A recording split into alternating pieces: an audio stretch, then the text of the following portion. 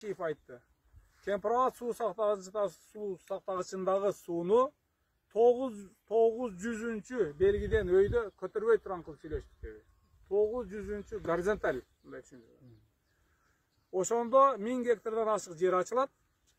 Ошол жерди силер иштетесиңер деди. Элдер сүйүнүп кол чапты, рахмат айтты. Ошол эле кезде айтты, ачыгын айтып коеюн деди. 900 белгиден ылдый жагыны суу баскан жерди Өзбекстанга бердик деп айтты. Аны эл түшүнбөй атат, жетпей атат. Мен мына силерге түшүндүрүп берейин. Мынабу Кемпирабад суу сактагычы мына. Мынабу кара сызык менен азыркы биздин чегара. Ушул чегарадан ар жагы мына Өзбекстан, бер жагы Кыргызстан. Мынабу суунун бардыгы, жердин бардыгы Кыргызстандыкы. Биздики. Өзбек тарап мына ушул кара сызыктан чегарадан бери өткөнгө акысы жок. Алар мен угатам баягы катер менен келип бул жакта биздин балык кармаган адамдарды коркутуп, торун алып бар нерсе кылып атты. Андай бул чегарадан бери өткөнгө укугу жок. Азыркы күндө. Бирок жанагы кол койгон протокол боюнча мына ушул эл унчукпай отурса эл макул болгон болду эсептелет. Анан өкмөткө киргизип бекитип туруп анан жогорку кеңешке киргизет. Жогорку кеңеште ошол чимкирик атка конгон депутаттар бекитип берет. Экөө үчөө чыгышы мүмкүн, ай биздин жерди эмне беребиз болбойт деп. Добушка салганда көпчүлүк менен өтүп кетет. Өтүп кеткенден кийин эмне болот? Өтүп кеткенден кийин менин оюмча чегара мына жака жылат. Мына кызыл сызык менен мына. 900 белги деп ошо менен сызып чыкты мына. Бул жака чегара жылгандан кийин, ратификация болуп, мыйзамдашылып бүткөндөн кийин өзбектер бизден да сурабайт, эч кимден сурабайт, бул жер биздики мыйзам боюнча дейт да келип тосот. Менин оюмча. Себеби Камчыбек Ташиев айтып атат. Жерди бердик, бирок айтып коеюн, алар тоспойт деди. Малыңарды сугарсаңар да болот деди. Өзүңөр суга түшсөңөр да болот, алар тоспойт деди. Бирок менин оюмча Өзбекстан муну мыйзамдуу өзүнө өткөрүп алып чегаранын бери жылгандан кийин тусконго акысы бар. Камчыбек Ташиевден да сурабайт, менден да сурабайт, силерден да сурабайт. Туура. Мамлекет күчтүү мамлекет. Келип туруп ушул жерден тосот, вышканы коет, үстүгө баягы чегара коргоочуну автомат менен коет, анан жакындай албай калабыз. Бул менин оюм, бирок бул ушундай эле болот.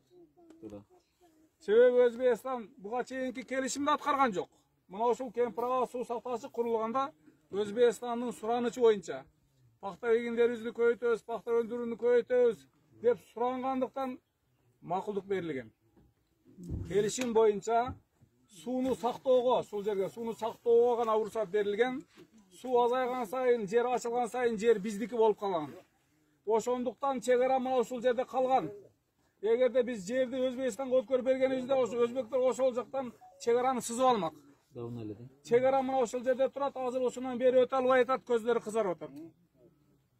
Ошого өткөргөнгө азыр биздин мамлекет комиссия бизде кандай муктаждыгаларды түртүп атат мен түшүнбөйм. Эмне үчүн биз бул жерди бериш керекпиз мен түшүнбөйм. Мен мына эмне үчүн каршыбыз? Силерге бир тизмелеп берейин мына. Биринчиден, мындай маселени көтөрүүгө Өзбек тарапта эч кандай негиз жок. Бул жерде талаш маселе болбош керек эч кандай. Биз дагы айтып коеюн, Өзбек тарапка сууну сактоого гана уруксат берилген. Ал эми жер биздики. Ошондуктан бул жердеги суу дагы, суу азайганда ачылган жер дагы биз иштеткенге толук укугубуз бар. Өзбек тарап мына ушул чегарадан бери өткөнгө акысы жок. Бул биринчи. Экинчиси, бул жерлер илгертен кыргыздын жери болуп келген. Бул жерде биздин ата бабаларыбыз жашаган. Биз туулуп ошол жерден өсүп чоңойдук биз. Биз үчүн ыйык жер бул. Ыйык жер. Суу басып калган жерлерде айыл чарба иштерин жүргүзүүгө мүмкүн эмес болгондуктан бизге башка жактан жер берген. 5731 гектар жердин ордуна 4000ден ашык жер берген, калган жерин бербей койгон.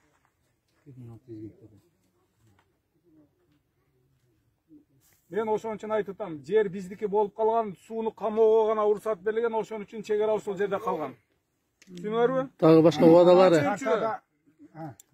Кемпирабад суу сактагычы 1978 жылы ишке киргизилгенде Өзбек Республикасында кошумча 44.300 гектар суга жер пайда болгон.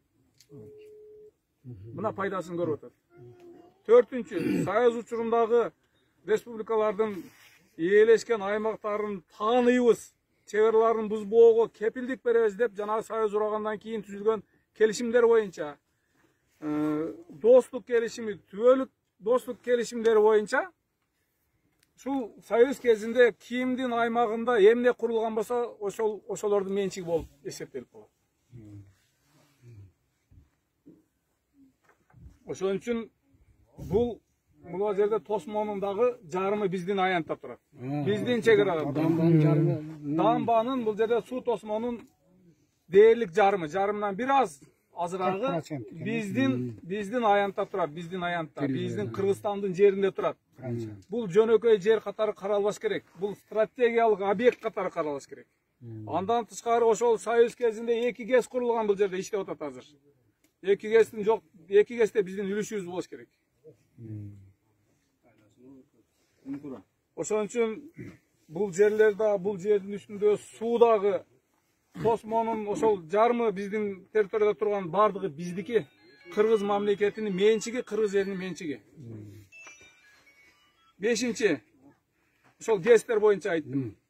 Алтынчы, Исмаил Исаков, генерал, тааныйсыздар. Ошол белгилеп жазып чыкты. 5731 гектар биздин жердин ордуна алар 4127 гектар таштак, суу чыкпаган, эгинге пайдасыз жерлерден бөлүп ар жерден беришиптир дейт. 1604 гектар жерди компенсацияланбай бизге берилбей калып калган. Ушул күнгө чейин 30 жылдан. Андан башка платинанын мына суу Тосмонунун бийиктигин 2 метрге биз менен макулдашпай өздөрүнчө көтөрүп, ошонун эсебинен биздин дагы 269 гектар эгин эге турган жерибиз, 7,5 гектар көп жылдык өсүмдүктүү жерибиз суу алымда басылып калган. Компенсацияланбаган, бизге берилбеген жердин суу астында калган жерлердин бизге эсеби 2518 гектар жер бизге бербей алар койду.